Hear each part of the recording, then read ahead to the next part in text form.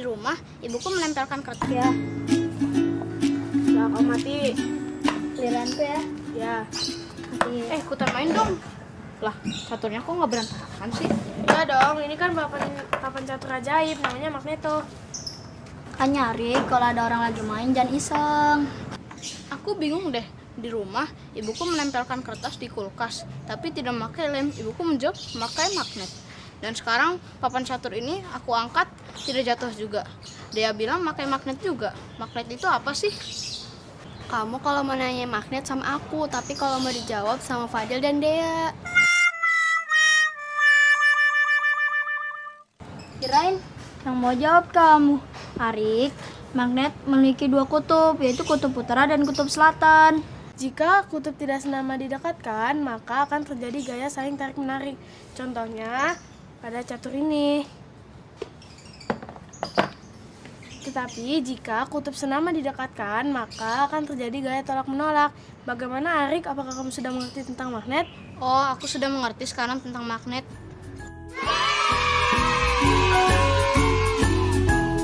Udah, Aku jalan lagi ya. Halo Sobat X Science, senang sekali Kak Herman dapat berjumpa kembali dalam program kesayangan kita, X Science, Eksplorasi Sains. Sobat X Science, jika sebuah magnet kita potong terus-menerus, maka kita akan mendapatkan magnet-magnet kecil. Magnet-magnet kecil ini disebut sebagai magnet elementer, alias magnet domain, yang memiliki sifat dapat menarik beberapa benda. Tapi ada juga loh benda-benda yang tidak dapat ditarik oleh magnet. Nah, sekarang mari kita perhatikan perbedaan berikut ini. Magnet bisa menarik paku dan klip kertas. Namun, magnet tidak dapat menarik sendok plastik dan ranting. Paku dan klip kertas termasuk benda magnetis, sedangkan sendok plastik termasuk benda non-magnetis. Jadi, apa kesimpulannya? Kesimpulannya adalah benda magnetis adalah benda-benda yang dapat ditarik oleh magnet, sedangkan benda non-magnetis adalah benda-benda yang tidak dapat ditarik oleh magnet. Jadi begitu sobat. Sobat X Science, sekarang kita simak apa saja sih sifat-sifat magnet itu. Yang pertama, magnet menarik benda magnetis. Benda yang dapat ditarik oleh magnet disebut benda magnetis. Contohnya seperti paku, peniti, penjepit kertas. Sebaliknya, benda yang tidak dapat ditarik oleh magnet disebut benda non-magnetis, seperti kayu, kertas, dan batu.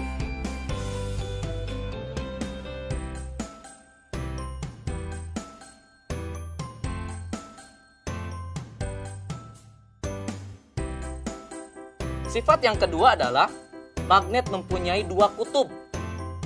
Biasanya disebut kutub utara dan kutub selatan. Jika kita mendekatkan kutub-kutub yang senama, maka magnet tersebut akan saling tolak-menolak. Sebaliknya, jika kita mendekatkan kutub-kutub yang tidak senama, maka magnet tersebut akan tarik-menarik. Loh, kok bisa ya Sobat X Science? Ternyata hal ini terjadi karena arah gaya magnet keluar dari kutub utara masuk ke kutub selatan. Sifat yang ketiga, gaya tarik magnet paling kuat terletak di bagian kutub magnet. Garis medan magnet secara alami berkumpul bersama di ujung magnet. Bagian ujung magnet ini disebut sebagai kutub magnet. Karena garis gaya magnet berkumpul di ujung magnet, gaya tarik paling kuat terletak di bagian kutubnya. Yang terakhir, gaya magnet dapat menembus benda tertentu. Kekuatan gaya tarik magnet ditentukan oleh ketebalan benda yang menjadi penghalang antara magnet dengan benda magnetisnya dan jarak antara magnet dengan benda magnetis tersebut. Bagaimana? Menyenangkan bukan belajar sains? Dengan belajar sains, kita menyadari akan kekuasaan Tuhan Yang Maha Esa yang telah menciptakan magnet lengkap dengan keunikan sifat-sifatnya. Sehingga kita dapat menggunakannya untuk kehidupan dan dapat menambah rasa syukur kita. Saatnya kita bernalar. Yuk, mari kita bernalar ya. Ada satu magnet batang T, U, dan dua batangan benda yaitu P, Q, dan RS. Dua batang benda P, Q, dan RS didekatkan pada magnet TU. Hasilnya ditunjukkan pada tabel berikut ini.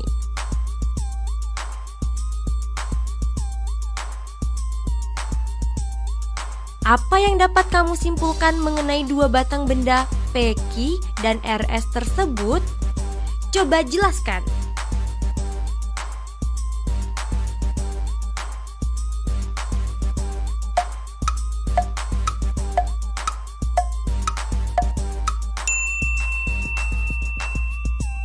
Yuk simak pembahasannya. P, Q adalah magnet, sedangkan RS adalah benda magnetis. P, Q adalah magnet karena ketika ujung P didekatkan dengan ujung T, terjadi saling tarik-menarik. Sementara ketika ujung P didekatkan dengan ujung U, terjadi saling tolak-menolak. Begitupun ketika ujung Q didekatkan dengan ujung T, terjadi saling tolak-menolak. Sementara ketika ujung Q didekatkan dengan ujung U, saling tarik-menarik. RS adalah benda magnetis karena ketika semua ujung batang didekatkan ke ujung magnet TU, terjadi saling tarik-menarik.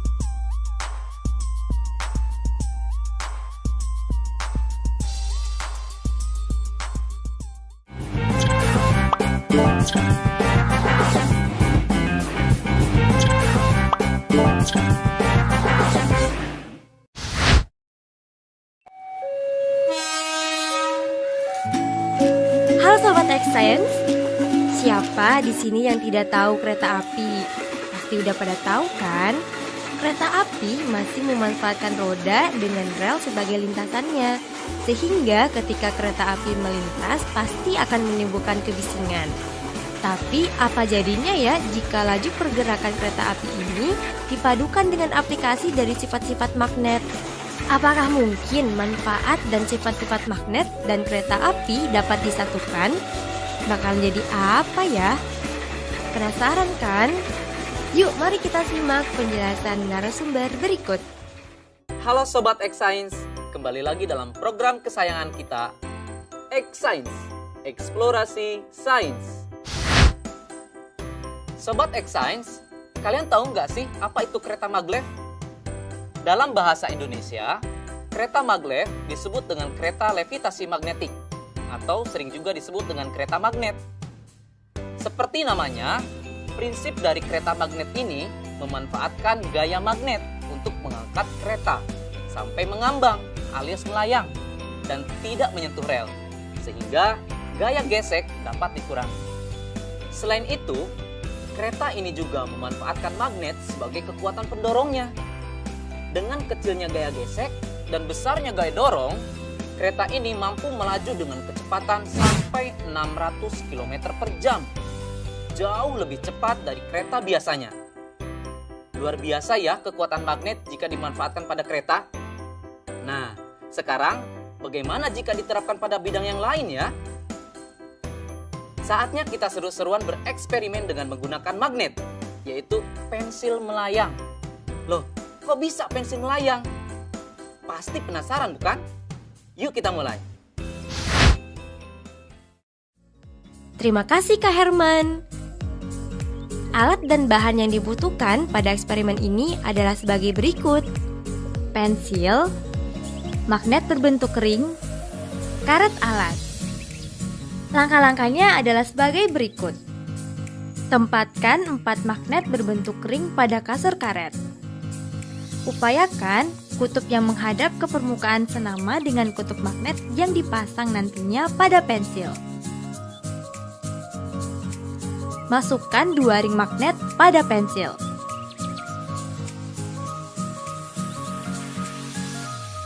tempelkan pensil pada sandaran kasur karet.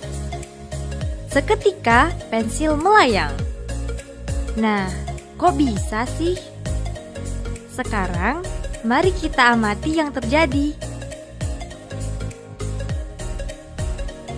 Wah, pensilnya melayang. Seru sekali ya, sobat.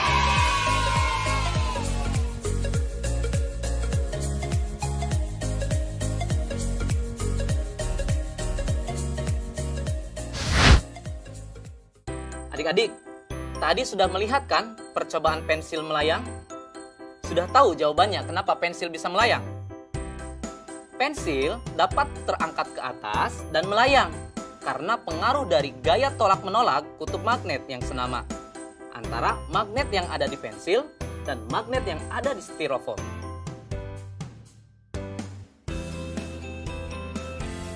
Nah, sekarang selamat mencoba di rumah ya. Sampai jumpa di eksplorasi sains berikutnya.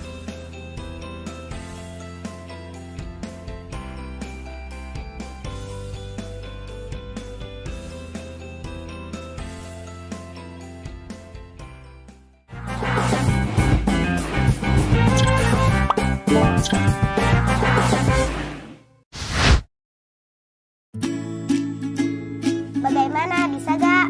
Bisa dong, caranya kita gabungkan kabel ini ke bohlam. Lalu kita hubungkan ujung kabel yang lain ke bawah baterai.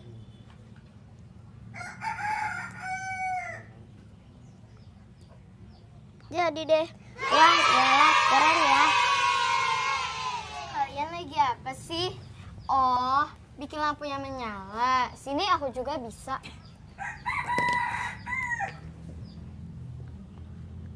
Lihat ya. Simsalabim, menyala. Lah, kok tidak menyala? Pantas kau lupa.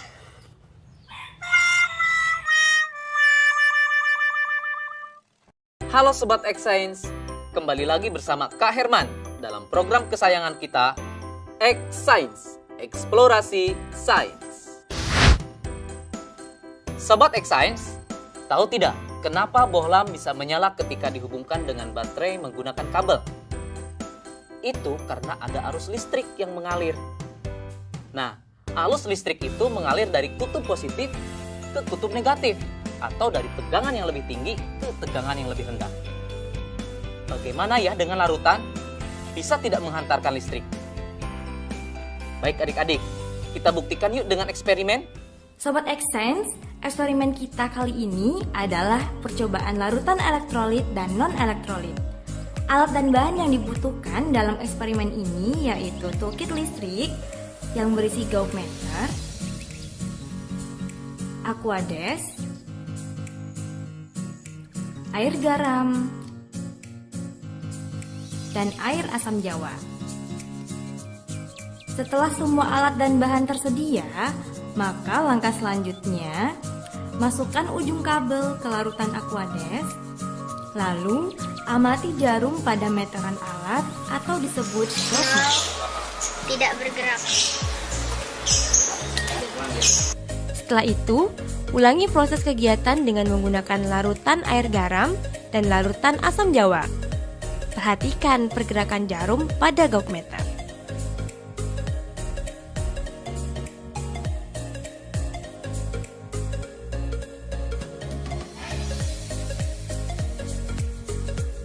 Isilah tabel berikut ini dengan memberi tanda checklist pada kolom yang sesuai.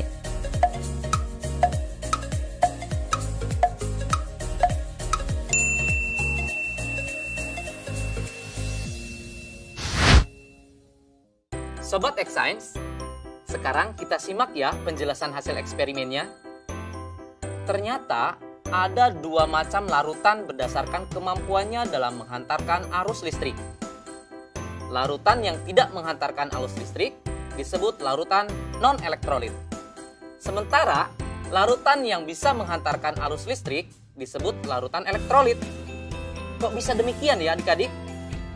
Begini, kakak jelasin ya. Larutan non-elektrolit tidak dapat menghantarkan arus listrik karena di dalamnya tidak ada ion. Contohnya air Aquades atau air murni.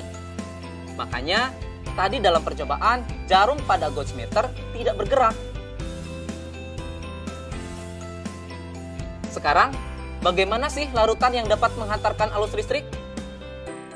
Larutan elektrolit terbentuk dari terlarutnya senyawa elektrolit dalam peralut air, di mana senyawa itu terurai sempurna membentuk ion positif atau disebut kation dan ion negatif atau disebut anion. Pada saat arus listrik melewati larutan elektrolit, ion-ion dalam larutan menghantarkan arus listrik, seperti layaknya dalam kabel. Nah, Sobat X-Science, sekarang kita lihat larutan garam dan larutan Aquades.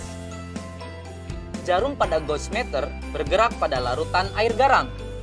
Ini menunjukkan kalau air garam dapat menghantarkan arus listrik. Kenapa bisa demikian?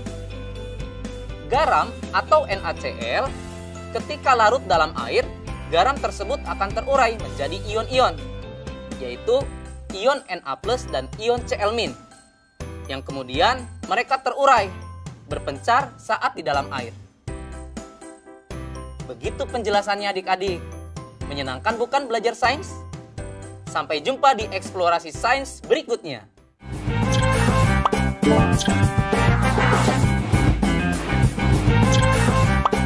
Thank you.